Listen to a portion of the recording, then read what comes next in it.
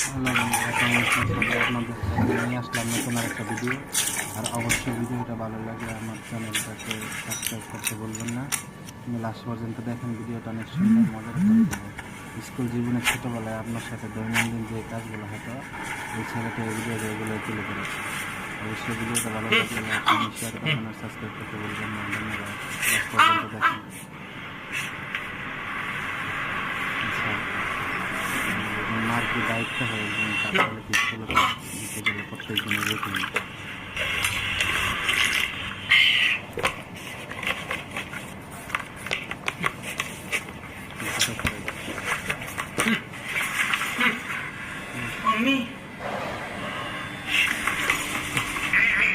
এই সময় দেখো চলে।